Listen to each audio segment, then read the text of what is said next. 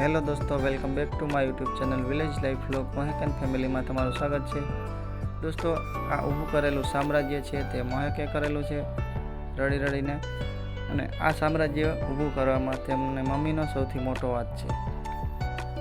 ગમે ત્યારે બહારગામ જાય ત્યારે કહે કે એક રમકડું તો લઈ દે, લોભણી ના હોતા. હવે આમાં શું ઘટે છે? હેલો મિત્રો, આ રમકડા મેં રડી રડીને ભેગા કર્યા હે.